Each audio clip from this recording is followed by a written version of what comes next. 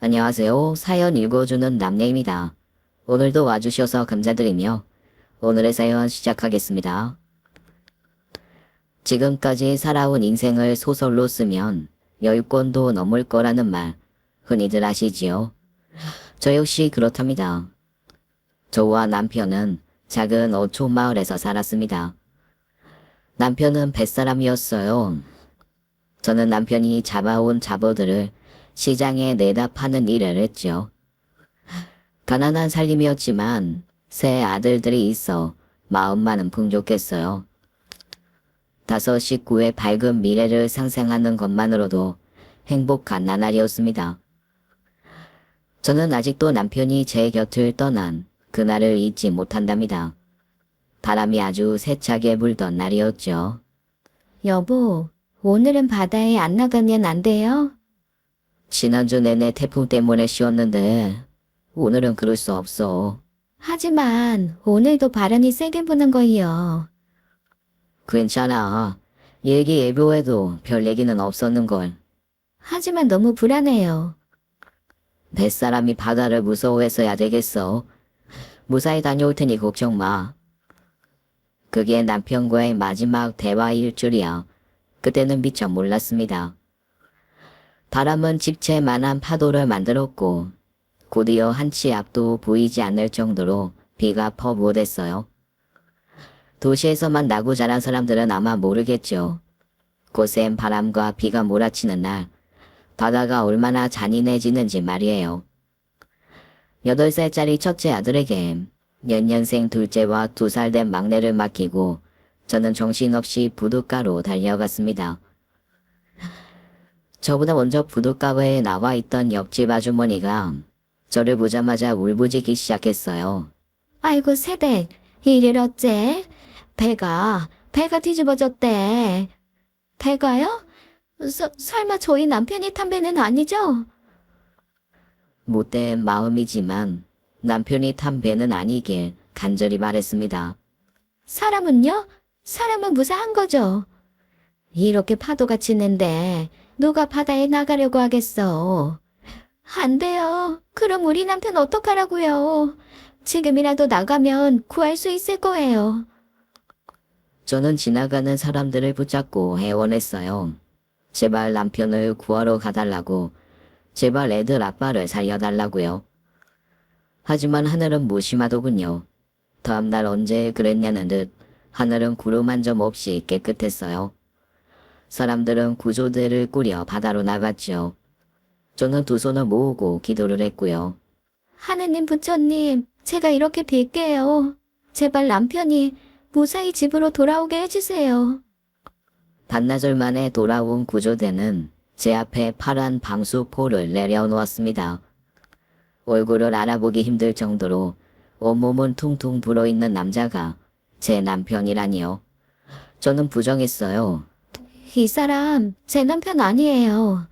저한테 무사히 돌아오겠다고 약속했단 말이에요. 이제 그만 받아들여야지. 새댁이 이러면 애들 아빠도 편히 눈 못 감아. 산 사람은 살아야지. 남편이 세상을 떠났다는 사실을 쉽게 받아들일 수 있는 사람이 몇이나 되겠어요. 붙잡는데도 바다에 나간 남편을 원망해보기도 했지만 소용없었죠. 저는 죽을 힘을 다해 버텼어요. 제게는 남편이 남기고 간 아이들, 제 목숨보다 소중한 아이들이 있었으니까요. 저는 아이들을 먹이고 입히기 위해서 힘을 냈습니다. 다들 아실 겁니다. 그 시절 남편 없이 아들 셋을 키운다는 게 단지 경제적 어려움만을 의미하는 것이 아니란 사실을요. 남편이 제 곁에 없다는 사실보다 저를 힘들게 한 건 사람들의 시선이었어요.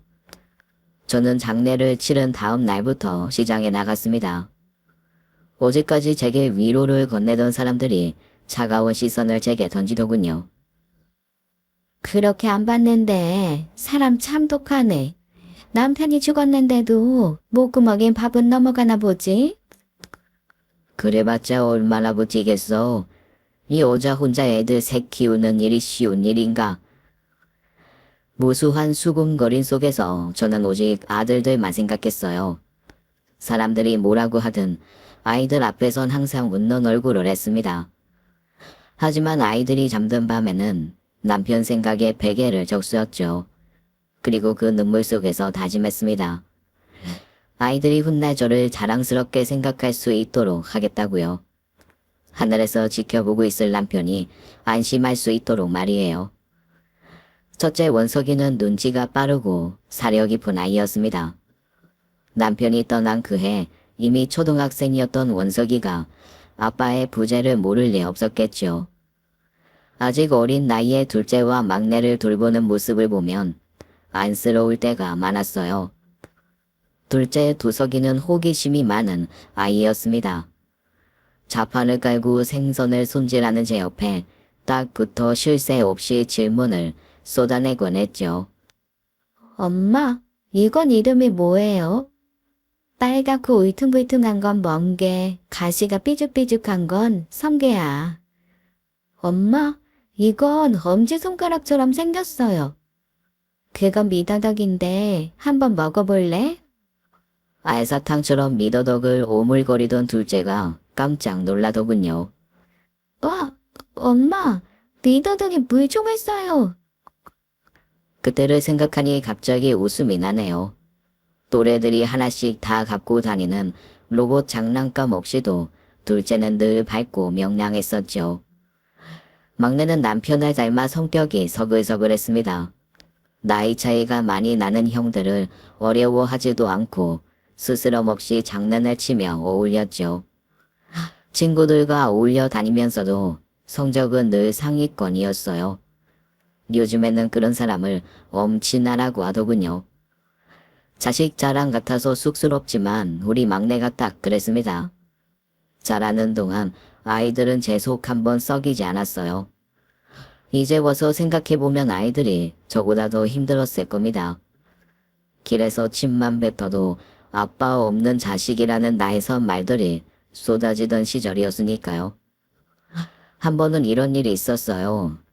아이들을 재워놓고 구멍난 양말을 꿰매고 있을 때 집주인 아주머니가 찾아왔었죠. 아직 나이가 찬찬한데 계속 이렇게 지낼 생각이야? 할 줄 아는 게 생선 장사밖에 없는데 어쩌겠어요. 내가 아는 사람이 있는데 조건이 좋아. 그게 무슨 말씀이세요? 조건이요. 일단 만나봐. 시내터미널 옆에 2층짜리 건물 알지? 그게 그 사람 거야. 나이는 많은데 돈 버느라 바빠서 아직 총각이래. 딸린 식구도 없으니 얼마나 좋아. 안 그래? 다른 사람이 그런 말을 했다면 당장 쫓아냈겠지만 상대는 집주인이었어요. 함부로 대하기는 어려웠죠. 그렇게 조건 좋은 사람이 왜 저 같은 여자를 만나겠어요. 새댁이 아들만 셋 낳았다는 얘기를 들었나 봐. 그 양반이 아들 욕심이 좀 있는 모양이야. 그 사람에겐 아내가 아니라 아들을 낳아줄 여자가 필요했던 거예요. 남편이 살아 있었다면 이런 수모를 당할 일도 없었을 텐데 서럽더군요. 제가 생각은 처음부터 없었지만 기분이 나쁜 건 사실이었어요. 그러다 제가 딸 낳으면 어쩌려고요? 에휴, 콩밭에 콩이 나지 팥이 나겠어? 저희 애들 셋 다 받아준다고 하면 생각해 볼게요. 제가 아이들을 얼마나 끔찍하게 생각하는지 마을 사람들 모두가 알고 있었죠. 그러니 집주인도 더 이상 무슨 말을 할 수 있었겠어요. 그때 훌쩍이는 소리가 들렸어요. 언제부터 깨어 있었는지 첫째가 울고 있었죠. 집주인은 황급히 자리에서 일어났어요. 저는 눈물로 범벅된 첫째의 얼굴을 닦아주고 등을 토닥였습니다. 엄마 아무데도 안 갈 거야. 항상 너희 셋 옆에 있을 거야. 내 식구가 나란히 누우면 머리와 발이 끝에 닿던 작은 단칸방. 그곳을 떠난 건 그로부터 12년 뒤였어요. 첫째가 대학을 졸업하기도 전에 행정고시에 합격했거든요. 둘째는 작은 여행사를 차렸고요. 막내는 첫째의 뒷바라지 덕분에 의대에 다니게 되었죠. 남들은 이제부터 여행도 다니고 효도도 받으라고 했지만 저는 계속 칼을 잡았습니다. 새벽같이 시장에 나가 생선을 손질했어요. 소금내를 맡으며 생선을 만지고 있으면 마치 남편이 제 옆에 와 있는 듯한 느낌이 들었거든요. 세월은 참 빠르게 흘러갔습니다. 어느덧 첫째가 결혼할 여자를 데리고 왔어요. 큰 며느리 미영이는 초등학교 교사로 첫째와 대학 동기였죠. 나이는 1살 어리지만 말 한마디 행동 하나하나가 어찌나 반듯하고 예의 바르던지 누가 봐도 며느리 삼고 싶은 아이였습니다. 그네는 특히 매일 아침 저녁으로 저에게 안부 전화를 해주었어요. 덕분에 일찍 홀로 된 제 외로움을 채울 수 있었죠. 어떨 땐 제 뱃속으로 낳은 아들들보다 제 마음을 더 잘 아는 것 같기도 했답니다. 누가 연년생 아니랄까봐 둘째도 이듬해 결혼할 사람이라며 아가씨를 데려오더군요. 작은 며느리 은정이는 3대가 서울에서 나고 자란 서울 토박이었어요. 학교도 서울에서 다녔고 다니는 회사도 서울에 있다고 했지요. 그래서인지 이목구비가 오밀조밀하면서도 새초롬한 게 꼭 연예인 같았어요. 그때만 해도 저에게 서울은 미국만큼 먼 곳처럼 느껴졌었죠. 서울 아가씨는 다르긴 다르구나.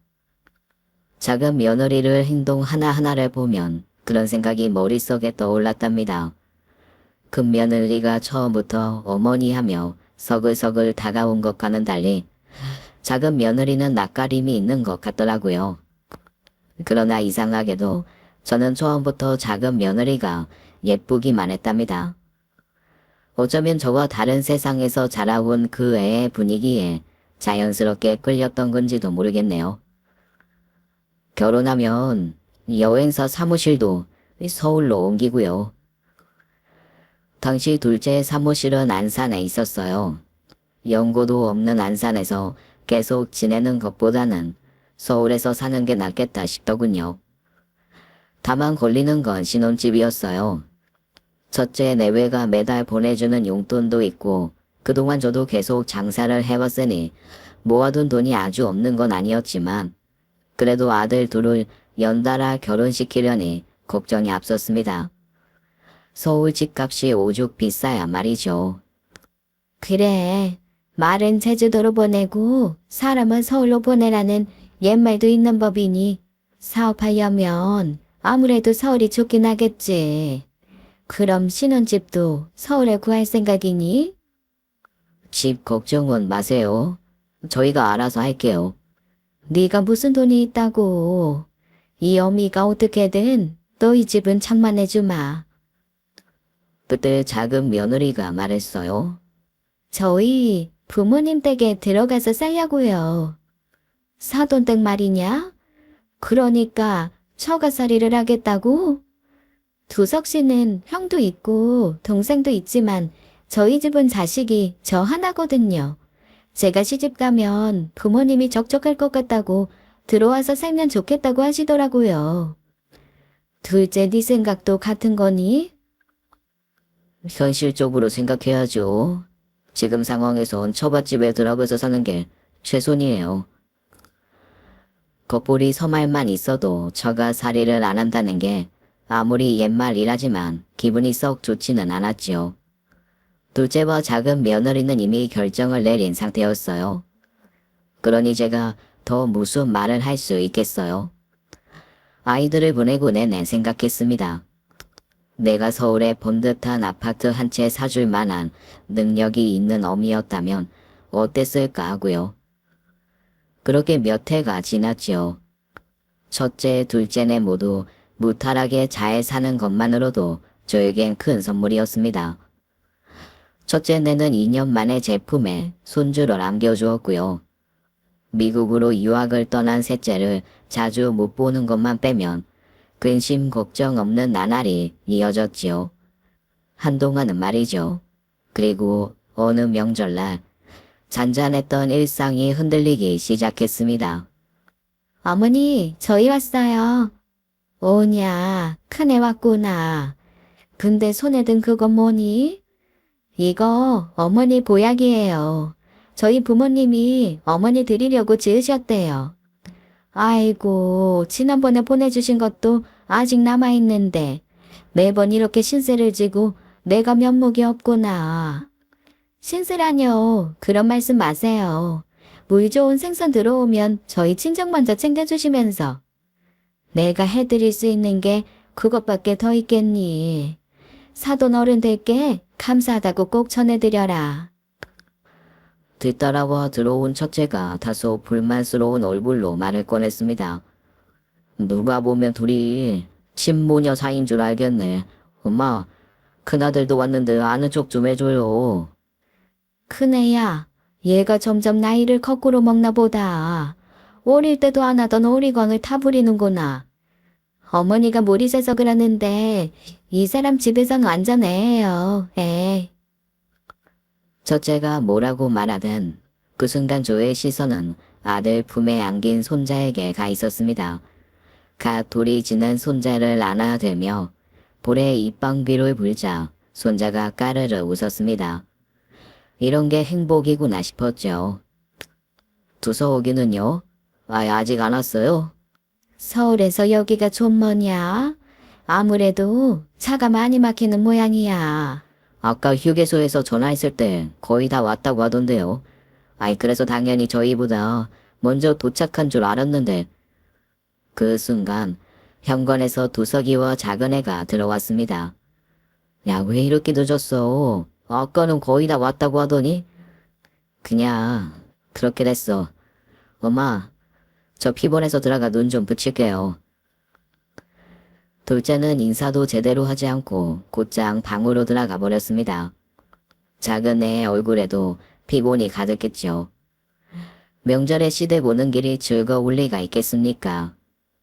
저는 작은 애의 손을 잡으며 위로해주고 싶었습니다. 작은 애야, 오는데 힘들진 않았니? 그럭저럭 괜찮았어요. 근데 어머니, 오늘도 잠사 나갔다 오셨어요? 아니, 어제부터 잠사는 쉬었다만. 그래요?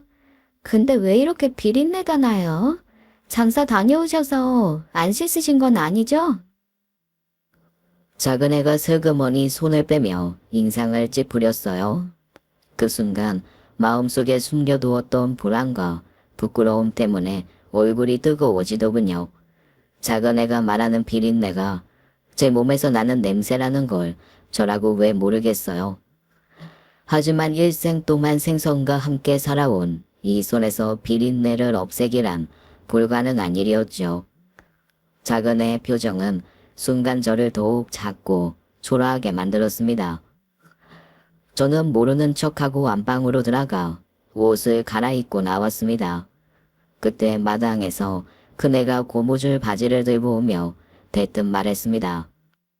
어머니, 저 이거 입고 일할게요. 동서도 이거 입어. 일할 땐 고무줄 바지가 최고야. 이 바지 어머니 거 아니에요? 어머니 거면 어떻고 내 거면 어때? 잔말 말고 얼른 입어. 내려온 김에 어머니 일도 좀 거들어 드려야지. 저는 안 입을래요. 형님이나 입으세요. 잠시 정적이 흘렀고 그네 얼굴이 굳었습니다. 그리고 그네는 전혀 예상치 못한 말로 작은 애를 몰아붙였죠. 동서, 혹시 개띠야? 작은 애는 그 말에 놀란 듯 입을 열었습니다. 뭐라고요? 개띠요? 형님, 그게 무슨 뜻이에요? 작은 애의 눈동자에서 차가운 빛이 반짝이며 그네를 노려보았어요. 그네도 지지 않고 싸늘한 미소로 응수하더군요. 디린내 이렇게 예민한 걸 보니 말이야. 혹시 개띠라 그런 거 아닌가 해서. 이 순간 작은 애의 입꼬리가 파르르 떨리더군요. 가만히 놔뒀다가는 큰 싸움이 될 것 같아 제가 나섰어요. 이제 그만들 해라. 별것도 아닌 걸 가지고 그러는구나. 식구들 다 같이 모인 명절날 큰 소리 나게 해서야 되겠니? 죄송해요 어머니. 제 생각이 짧았어요. 그네가 먼저 작은 애 보란 듯이 머리를 숙였지만 목소리가 밝더군요. 하지만 작은 애는 단단히 기분이 상한 듯 쌩하니 자리를 떠나버렸어요. 어머니께서 뭐라고 한 말씀 하세요. 계속 저렇게 두실 거예요? 말끝마다 비린내 비린내. 바지를 빨리 건조대에서 걷어오는 걸 보고도 비린내 때문에 안 입겠다니 그게 말이 돼요? 그네 네가 이해하려무나. 사람마다 예민한 냄새가 있는 모양이지. 너도 이 냄새 싫어하잖니. 어머니도 참 그거랑 이거랑 같나요. 나지도 않는 비린내 타령하면서 평소엔 코빼기도 안 비치고. 그 며느리의 목소리에 물기가 서려 있었어요.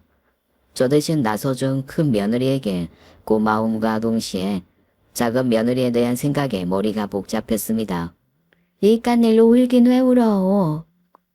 어머니가 계속 이렇게 참기만 하시니까 동서가 더 저러는 거라고요. 큰 며느리가 평소엔 잘 하지도 않는 볼멘 소리를 했어요. 저라고 할 말이 왜 없겠어요. 바닷가에 있는 집이니 창문을 활짝 열어두면 부둣가의 냄새가 불어오기도 하겠죠. 그렇다고 비린내 소리를 입에 달고 다닐 만큼 냄새가 역한 것도 아니었어요.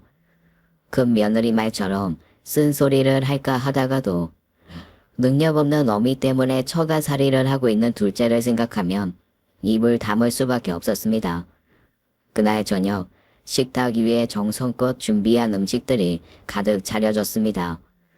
하지만 작은 며느리는 좀처럼 음식을 먹지 못하더군요. 밥을 먹는 둥 마는 둥 하더니 급기야 젓가락을 내려놓았어요. 왜 그래? 입맛이 없어? 그게 아니라 반찬마다 비린내가 나서 도저히 먹을 수가 없어서요. 그 말에 식탁의 모든 대화가 멈췄습니다. 아주버님은 어릴 때부터 비린내에 익숙하셔서 잘 모르시겠지만 저는 확실히 나요. 동서, 보자 하니까 말이 너무 심한 거 아니야.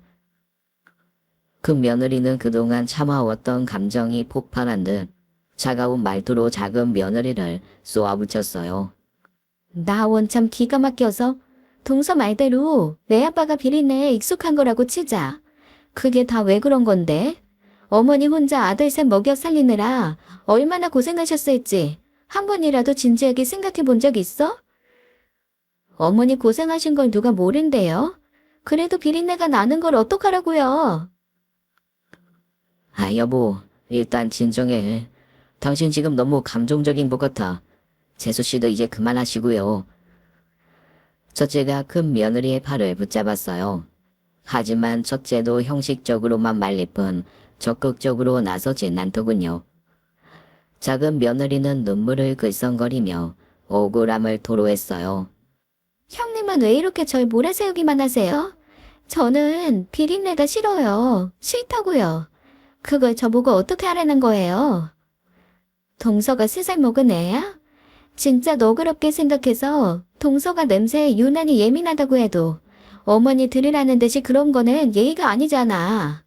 동서는 다른 사람 기분은 생각 안 해. 작은 애는 눈물을 참으며 방으로 뛰쳐들어갔어요. 그때까지 아무 말 없이 앉아있던 둘째가 방으로 따라 들어가더군요. 잠시 후 방 안에서 작은 며느리의 흐느낌과 함께 둘째의 목소리가 터져 나왔습니다. 제발 좀 그만해. 도대체 언제까지 이럴 셈이야? 둘째의 목소리가 집 안을 가득 채웠어요. 첫째 내외와 저는 아무 말도 못하고 서 있었죠. 나는 그냥 냄새가 힘들어서 그런 거라고. 늘 다들 나만 몰아세우는 건데. 내려오는 내내 차에서 나한테 뭐라 그랬어. 엄마한테서 비린내가 난다는 둥, 잠은 밖에 숙소를 잡아서 자면 안 되냐는 둥, 사람이 정도껏 해야 할 것 아냐. 그제 아까 집으로 돌아오던 둘째 내외의 표정이 어두웠던 이유를 알겠더군요. 얼핏 듣기에도 이 일로 다툰 것이 한두 번은 아닌 것 같았죠. 게다가 저번엔 엄마가 보내준 생선은 거들떠보기도 싫다며 내다 버리기까지 했잖아. 그 말을 듣고는 저도 더 이상 참기가 힘들더군요. 제 딴에는 생각해서 보내준 건데 받기 싫으면 차라리 말을 할 것이지. 아무리 생각해도 이건 아니다 싶었어요. 둘째랑 작은 애야, 나와서 앉아봐라. 첫째랑 큰애, 너희도 앉고. 막상 두 내외를 앉히고 보니 무슨 말부터 해야 할지 한숨만 나오더군요. 큰애야, 둘째야. 명절에 서로 얼굴 붉히고 싸울 거면 다음부터는 내려오지 마라. 이게 무슨 명절이야. 가족끼리 모여서 한다는 게 싸움질을 하니 참으로 한심하구나. 그 말을 큰애 작은애 내외할 것도 없이 깜짝 놀라더군요. 내 피부치라곤 너희 셋밖에 없다. 셋째는 미국에서 공부하느라 집에 오지 못하는데 니들은 명절에 모여서 싸우기나 하고 이럴 거면 다음부터 다시 내려오지 말거라. 명절만이라도 식구들이 다 같이 모여 안부를 묻는 소박한 바람조차 그 순간엔 사치처럼 느껴졌어요. 작은 애야, 네 입장은 생각 안 하고 그동안 내 멋대로 생선 보내서 미안하다. 앞으로는 다시는 보내지 않으마. 작은 며느리가 입술을 깨물면서 깊이 고개를 숙였습니다. 엄마 앞에서 흉한 모습 보여드려서 죄송해요. 운전하고 오느라 피곤하기도 하고 제가 너무 예민했던 것 같아요. 앞으로 더 자주 찾아뵙고 잘할 테니 그런 말씀 마세요. 저도 잘못했어요. 다시는 안 그럴게요. 버릇없이 굴어서 죄송해요. 작은 며느리의 말에 마음이 조금 누그러졌어요. 그동안 작은 며느리에게 알게 모르게 가졌던 서운함도 조금은 풀어지는 듯했죠. 하지만 여전히 마음 한구석은 쓸쓸하더군요. 그래, 앞으로 명절에는 웃음소리만 났으면 좋겠구나. 때마침 미국에서 걸려온 막내의 전화에 무겁던 분위기가 조금은 가벼워졌죠. 하지만 오래 묵은 문제가 어디 그렇게 쉽게 해결될 리가 있나요? 불만은 참으면 참을수록 언젠가는 터지게 마련인 게 인지상정 아니겠어요? 그 일 이후로 다시 몇 해가 흘렀습니다. 한국에 들어온 막내까지 6이었던 식구가 손주들이 태어나고 7, 8로 늘어났죠. 주변에서 손자리가 쏟아졌지만 막내는 아직 결혼 생각이 없다더군요. 저도 막내만큼은 조금 더 제 곁에 두고 싶어 결혼을 재촉하진 않았죠. 그러는 사이 눈 깜짝할 사이에 제 나이도 환갑이 되었습니다. 이 나이쯤이 되면 자신의 생일이 언제인지조차 까맣게 잊고 지내는 날이 더 많았죠. 이번에 주말에 아범이랑 재율이 소율이랑 같이 내려갈게요. 어머니는 손가락 하나 까딱하지 말고 계세요. 장도 제가 보고 음식도 제가 다 준비할 거니까요. 요즘 세상에 환갑이 무슨 태수라고. 애들도 왔다 갔다 하려면 피곤할 거고 너희도 바쁠 텐데 그냥 넘어가면 어떻겠니? 무슨 말씀이세요? 어머니 생신을 어떻게 그냥 넘어가요? 생일 아니어도 너랑 아범은 자주 들르잖니. 재율이 소율이도 할머니 집에만 오면 지겨울 게다. 저희가 주말에 쉬려고 해도 애들이 할머니한테 가자고 조르는 걸요? 혹시 동서 때문에 그러세요? 아니라고 하면 거짓말이겠죠. 둘째 발길이 하도 뜸해서 언제 마지막으로 봤는지 기억도 가물가물했어요. 한동안은 명절마다 꼬박꼬박 내려왔고 비린내가 난다고 불평도 하지 않더군요. 그러나 임신을 하면서부터 상황이 달라졌습니다. 입덧이 심해서 차를 오래 탈 수 없다는 게 이유였지만 실상은 비린내 때문이었을 겁니다.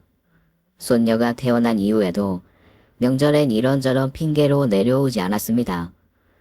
올해로 8살이 된 숙녀의 모습을 그저 사진으로만 보았을 뿐이었죠.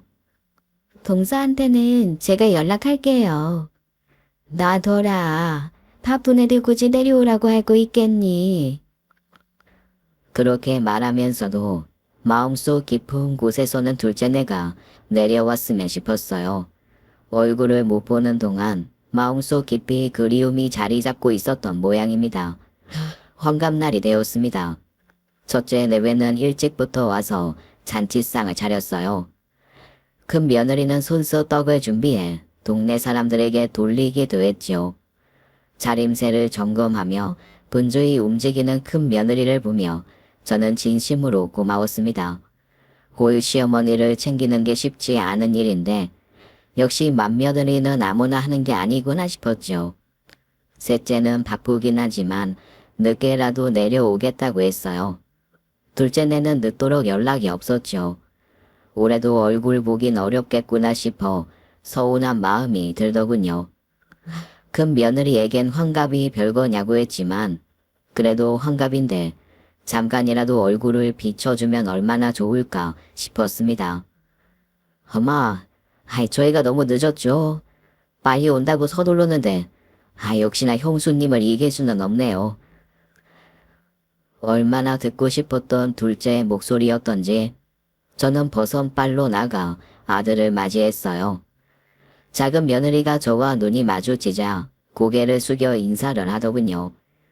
그 뒤로 꿈에도 그리던 손녀가 양갈래 머리를 흔들며 걸어오고 있었습니다. 어머니, 잘 지내셨어요? 그동안 일이 좀 바빠서 자주 찾아뵙지 못했어요. 괜찮다. 다 사정이 있었겠지. 사돈 어른들은 무탈 하시지? 네, 신경 써주셔서 감사합니다. 이빨연 소리긴 하지만 기분은 좋았습니다. 동서, 얼굴 보기 너무 힘든 거 아니야? 난 하도 연락이 안 돼서 어디 외국에 나가 있는 줄 알았어. 잘 지내셨어요, 형님? 손만 씻고 와서 저도 거들게요. 그러든지. 큰 며느리의 목소리가 퉁명스러웠어요.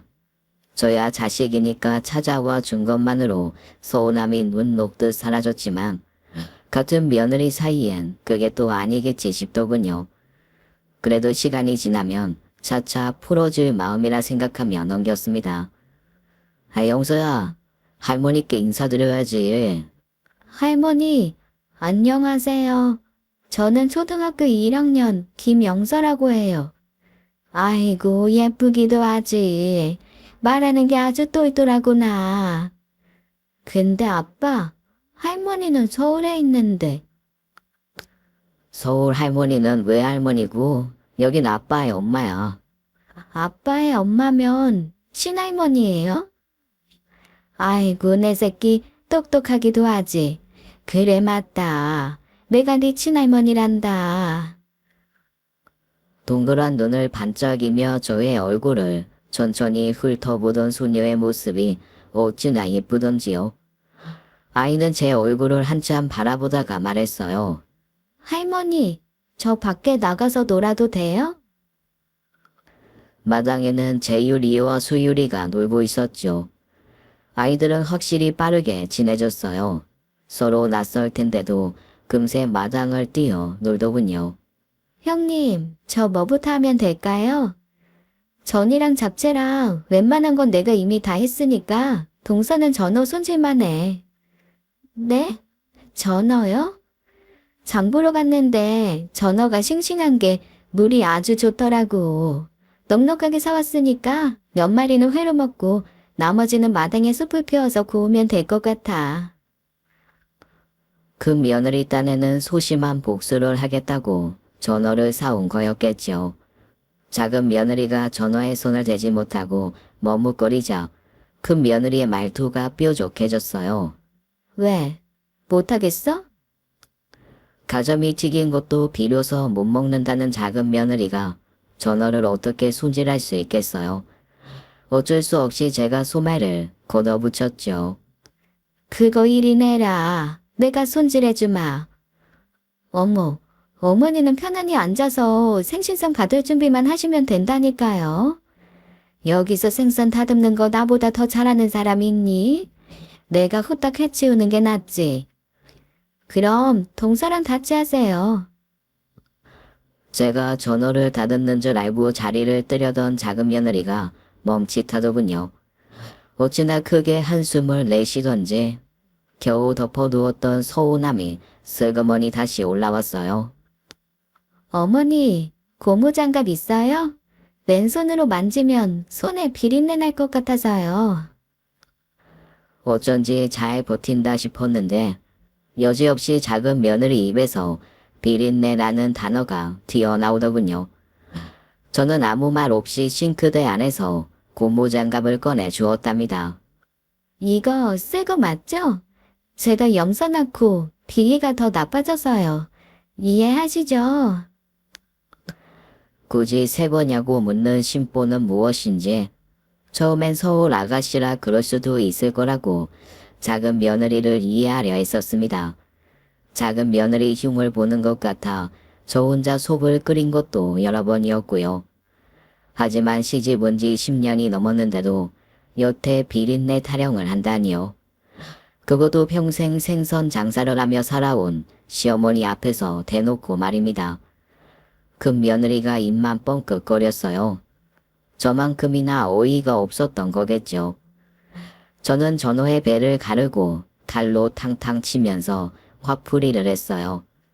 물이 제 쪽으로 튀자 작은 며느리가 기겁을 하며 화장실로 뛰어가더군요. 재율이와 수율이 영서가 무당탕거리며 부엌으로 뛰어들어왔어요. 할머니, 배고파요. 엄마, 얼른 물고기 주세요. 그때 언니 오빠를 따라 달려오던 영서가 제 발에 걸려 넘어지며 방바닥에 이마를 찢더군요. 저는 깜짝 놀라 영서에게 달려가 아이를 안았어요. 이마에 볼록한 혹이 점점 부어오르더군요. 할머니, 으아. 아이고, 우리 강아지.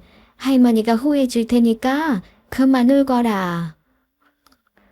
저는 영서의 이마에 바른 말을 불어주었습니다.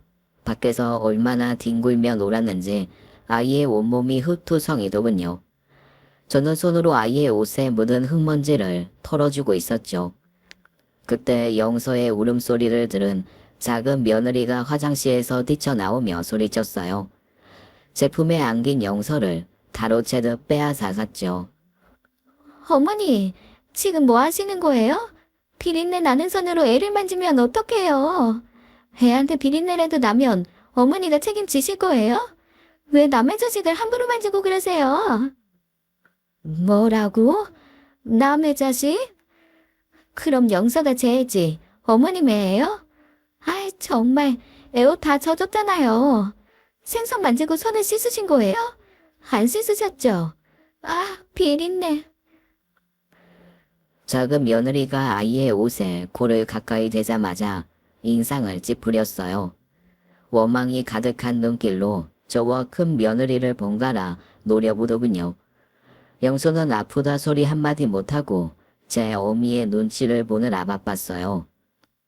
지금 뭐 하는 거야? 넘어진 애 달래준 게 무슨 문제라고 이 난리야. 형님이 전화만 안 사왔어도 이런 일은 없었잖아요. 내가 뭘 어쨌다고 이래? 영소가 넘어진 게 내 탓이야. 아님, 전화를 사와서 동서 비위 거슬리게 한 게 문제야. 뭐든요. 전부 다 형님이랑 어머니 때문이에요. 나도 학교에서 별의별 학부모 다 만나지만 동서 같은 사람 진짜 처음 본다. 유난도 정도껏 떨어야지. 그 정도면 병이야. 알아? 제가 유난을 떨든 말든 형님이 무슨 상관이세요? 제 애는 제가 알아서 할 테니까 형님 애들이나 신경 쓰세요. 마당에서 숯을 피우던 첫째와 둘째가 소리를 듣고 안으로 들어오더군요. 큰 며느리가 먼저 헛기침을 하며 작은 며느리에게 눈치를 주었어요. 하지만 작은 며느리는 그만할 생각이 없는 것 같더군요. 제 남편을 보더니 더 큰 소리로 하소연을 시작했죠. 첫째와 둘째의 얼굴이 순식간에 어두워졌어요.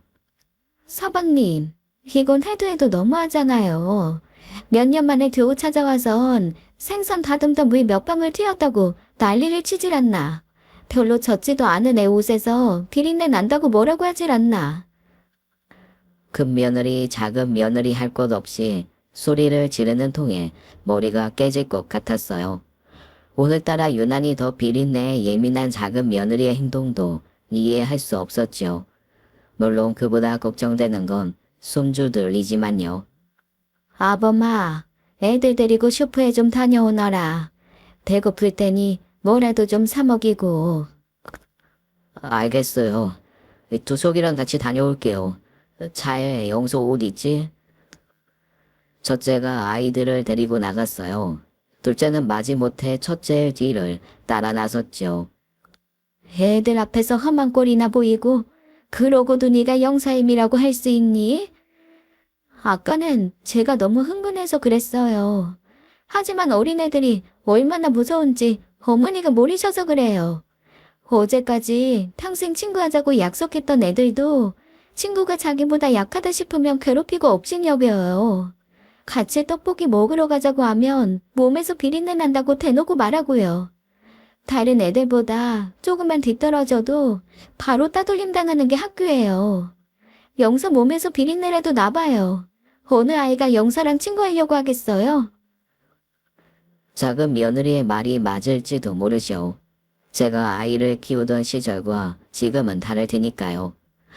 그렇다고 제가 아이를 물고 빤 것도 아닌데 애 몸에 냄새가 배인다고 그렇게까지 난리를 칠 건 또 뭔가요? 우는 손녀를 겨우 한 번 안아줬을 뿐이었는걸요. 그게 며느리에게 이렇게까지 수모를 당할 일인가 싶어 서러움이 북받쳤습니다. 아무래도 안 되겠다. 둘 다 짐 챙겨서 그만 가보거라. 하지만 어머니, 생신날 이렇게 갈 수는 없어요. 곧 막내 도련님도 도착할 텐데요. 밥이라도 같이 먹어야죠. 막내한테는 내가 전화하마. 큰 며느리가 난처해 하더군요. 해놓은 음식이야 마을 회관에서 나눠 먹으면 그만이었어요. 지금은 그 어떤 산의 진미를 가져다 준데도 모래 씹는 것과 다를 바 없었죠. 겨우 시간 내서 내려왔는데 그냥 가라고 하시면 저는 어떡하라고요. 영수 아빠가 난리칠 텐데요. 그 난리를 쳐놓고 아범한테 한 소리 들을 게 겁이 나는 거냐? 작은 애야, 내가 한 가지 물어보자. 너 시엠이 집에만 내려오면 비린내 타령을 하는데 서울집에선 괜찮은 거냐? 저희 부모님은 제가 비린내 싫어하는 거 아셔서 생선 요리 안 드세요. 그러냐? 그거 참 희한하구나. 두저기가 뱃속에 있을 때부터 내가 생선 장사를 했거든. 그러니까 태교를 비린내로 한 셈이지. 크면서도 내 옆에 딱 붙어서 생선 내장도 만지고 멍게며 해삼이며 장난감처럼 가지고 논 게 두석이다. 근데 네 남편한테선 비린내가 안 난단 말이냐? 네 코도 참 이상하구나. 사람 골라가며 비린내를 맡는 걸 보면 말이다.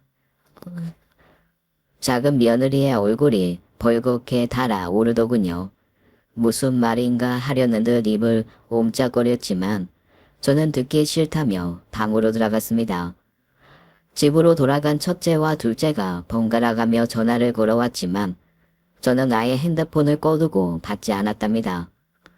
한 달 뒤 둘째의 내외가 집으로 찾아왔습니다. 부르지도 않았는데 제 발로 내려온 건 결혼하고 처음이었죠. 문득 영서부터 찾았지만 보이지 않더군요. 손녀나면 모를까 작은 며느리는 아직 보고 싶지 않았습니다. 생일날 받았던 상처가 아물기는커녕 시간이 갈수록 더 깊어져 가슴을 쓰라리게 했으니까요. 내일은 해가 서쪽에서 뜨려나 보다. 그러지도 않았는데 제 발로 내려온 걸 보면. 작은 며느리가 어두운 표정으로 웃더군요. 저는 차가운 표정을 풀지 않았습니다. 어머니, 아직도 화가 안 풀리신 거예요? 그만 푸세요. 제가 잘못했어요. 그동안 쌓인 마음의 서운함이 사과 한마디로 사라질 수 있다면 얼마나 좋았겠습니까? 하지만 그동안에 쌓인 감정들은 쉽게 작은 며느리를 용서할 수 없게 했습니다. 엄마, 드릴 말씀이 있어요. 둘째의 목소리가 유난히 무거웠어요. 저는 애써 침착하게 말했습니다. 일단 안으로 들어가자꾸나. 방 안으로 들어가며 본능적으로 작은 며느리의 표정부터 살피게 되더군요. 내외가 올 줄 모르고 뒷마당에 생선을 말리는 중이었거든요. 영서는 어떡하고 니들만 온 게냐? 장모님께 맡기고 왔어요. 영서라도 데려왔으면 좀 좋아. 그래, 할 말이란 게 뭐냐? 내심 진심 어린 사과를 하러 온 거겠지 기대했지만 둘째 내외의 입에서 나온 말은 제 예상을 벗어났습니다. 돈을 좀 융통해 주실 수 있을까요? 급하게 필요해서요. 생일날 그 난리를 쳐놓고 내려와서 한다는 소리가 결국 돈 얘기냐? 면목이 없습니다. 둘째가 고개를 푹 숙이고는 어깨를 들썩이더군요. 자식이 눈앞에서 우는데 마음이 찢어지는 것 같더군요. 더 이상 말을 잇지 못하는 둘째 대신 작은 며느리가 무릎을 꿇고 사정했어요. 제 생일날엔 당장 빌라는 남편의 말에도 꿈쩍았던 작은 며느리가 돈 앞에서 무릎까지 꿇는 걸 보니 인생 만사 세옹지마라는 말이 떠오르더군요. 말씀은 안 드렸지만 몇 년 전부터 아범 여행사가 계속 적자예요. 제가 회사도 그만두고 옆에서 도왔지만 도저히 나아질 기미가 안 보여요. 제가 돈은 꼭 갚을게요. 어머니께서 어떻게 보신 돈인데요. 제발 이번 한 번만 도와주실 수 없을까요? 네? 제발요, 어머니. 내가 그동안 어떻게 돈을 벌었는지 안다고? 그런데도 나한테 돈을 빌려달라는 게냐? 생성가게에서 일하는 저를 보고 눈살을 찌푸리던 모습, 반찬에서 비린내가 난다며 수저를 내려놓던 모습, 손녀의 몸에 비린내가 난다며 품에서 아이를 낚아채 가던 모습, 지난 10여 년 동안 잡은 며느리가 제게 했던 모든 행동들이 머릿속에 주마등처럼 스쳐 지나갔습니다. 제 마음은 차갑게 얼어붙었죠.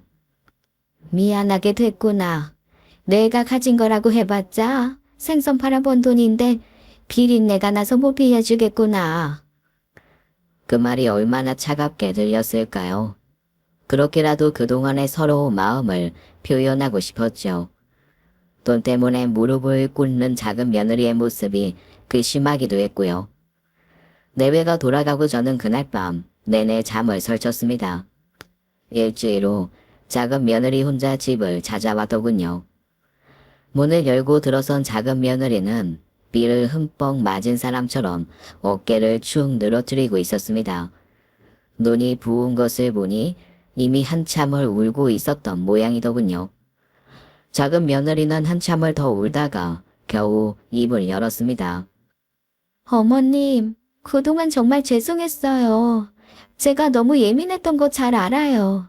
하지만 잊어버리려고 노력해도 그게 잘 되질 않았어요. 그 모습에 마음이 저릿하더군요.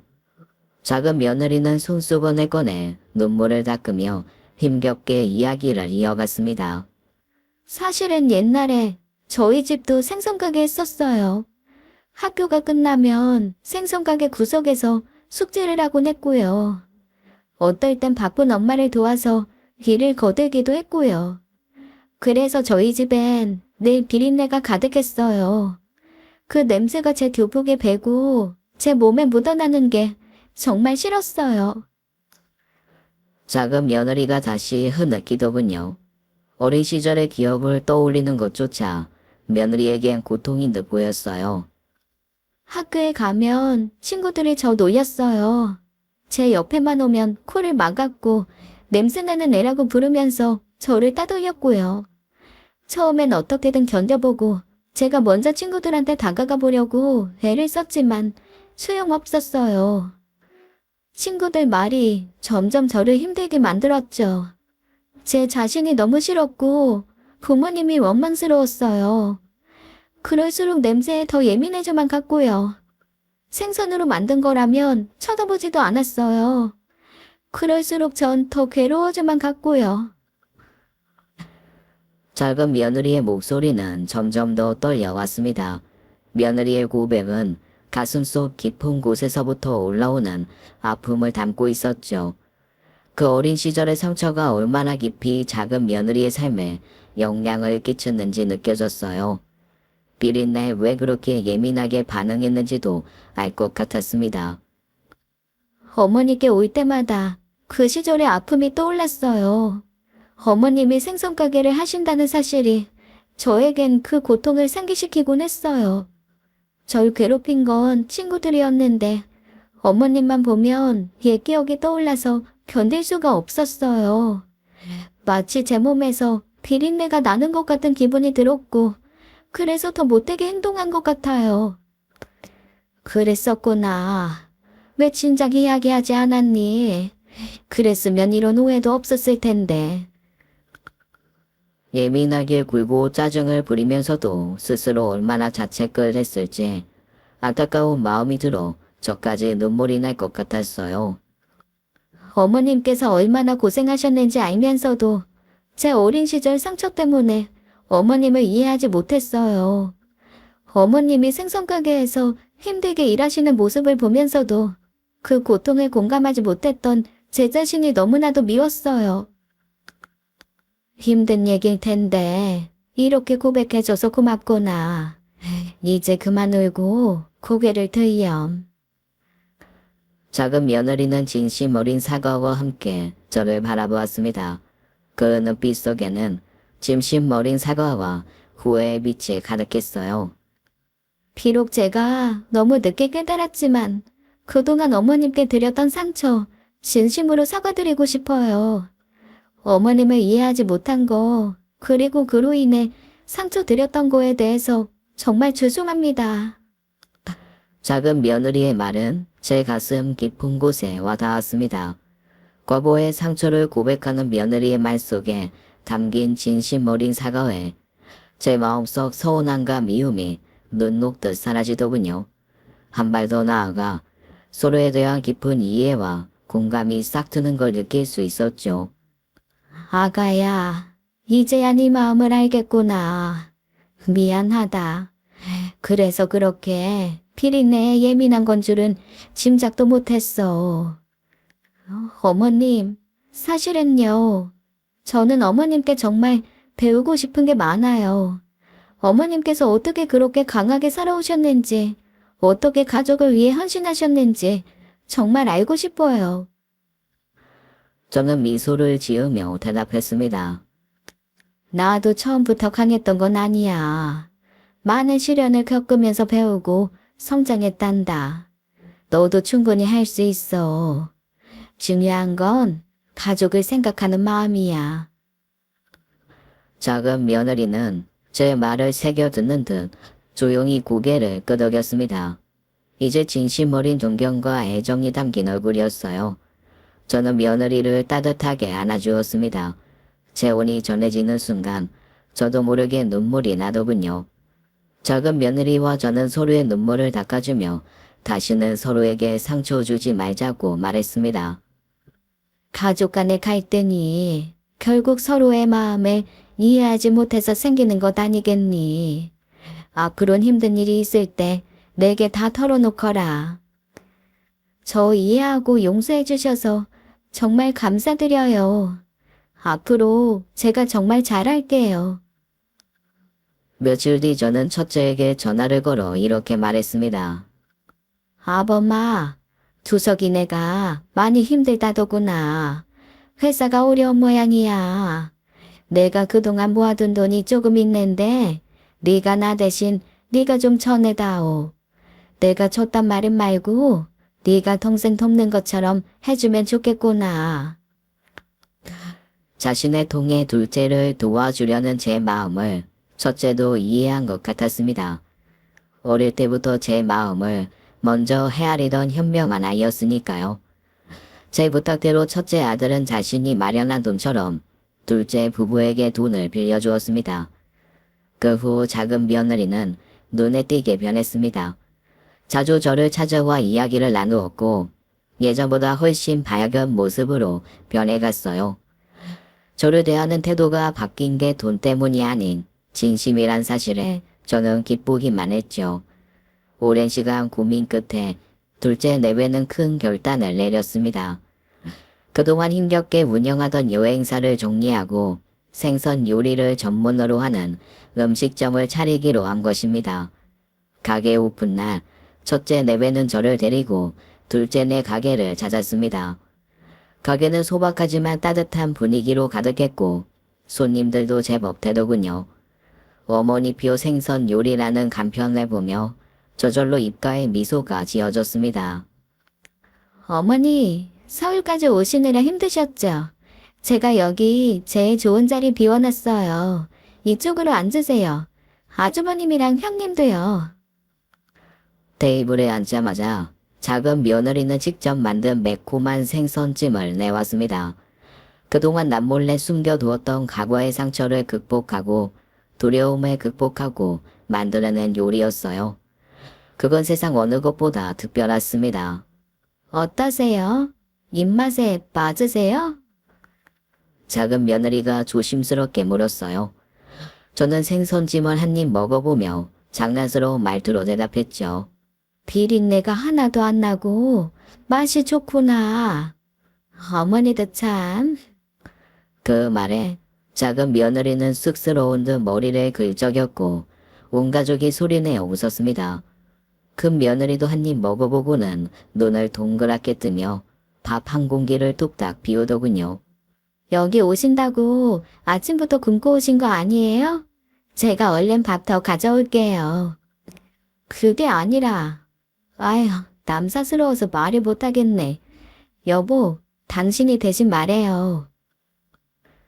이 사람 셋째 가졌어요. 며칠 전부터 입덧 때문에 아무것도 못 먹었는데 재수씨 요리가 입에 맞나 봐요. 아이고, 장하다 내 며느리. 형수님 정말 축하드려요. 셋이나 키우려면 형이 힘들겠는걸. 엄마도 너랑 나 막내까지 셋이나 키워내셨는걸. 그 말에 먼저 떠나간 남편의 얼굴이 떠오르더군요. 당신이 남겨주고 간 둘도 없는 보물들이 벌써 이렇게 커서 부모의 마음을 이해하는 나이가 되었다고 하늘에서 우리를 내려보고 있을 남편에게 말해주고 싶었죠. 형님이 원하시면 언제든지 만들어 드릴게요. 그러면 셋째 조카는 제 음식으로 태교하는 거네요? 그게 또 그렇게 되나? 가게 안은 어느새 가족들의 웃음소리로 가득 차 있었습니다. 따스한 조명 아래서 가족들은 작은 며느리가 차린 정성스러운 음식을 맛보며 웃음꽃을 피우고 있었죠. 그때 가게 문이 조용히 열리며 막내가 들어섰습니다. 그 곁에는 아담하고 귀여운 인상의 아가씨가 함께였어요. 저랑 결혼할 사람이에요. 막내의 말이 끝나기 무섭게 가족들이 박수를 쳤어요. 우리 모두 아가씨를 환하게 맞이했습니다. 처음 뵙겠습니다. 어머니 말씀 많이 들었어요. 오빠가 세상에서 제일 존경하는 분이라고. 이거 완전 겹경사네요. 어머니 좋으시겠어요. 손주도 보시고 막내 며느리도 보시고. 예비 며느리는 서툴지만 정성스러운 손길로 재율이와 소율이 영서에게 생선살을 발라주었습니다. 그 모습은 마치 한 폭의 그림처럼 아름답더군요. 저는 그 광경을 지켜보며 가슴이 뭉클해졌습니다. 가족이란 그 자체로 따뜻한 치유의 힘을 가진다는 것을 새삼 느껴지더군요. 저도 모르게 마음속에서 이제 모든 것이 제자리를 찾아가고 있구나 하는 생각이 들었어요. 그동안의 갈등과 상처는 이제 푸른 하늘 아래 조용히 사라지고 새로운 시작이 기다리고 있는 것처럼 느껴지더군요. 그렇게 우리는 서로의 곁에서 진심으로 행복을 나누며 앞으로 나아가려 해요. 시간이 갈수록 저의 가슴 속에는 가족에 대한 사랑과 따뜻함이 가득 차오르고 있죠. 그 사랑이 언제까지나 변치 않기를 바라는 마음으로 앞으로의 미래를 그려나가고 싶습니다. 지금까지 사연 읽어주는 남녀였습니다. 끝까지 함께 해주신 여러분 감사드리며 저희는 다음 사연으로 돌아올게요. 감사합니다.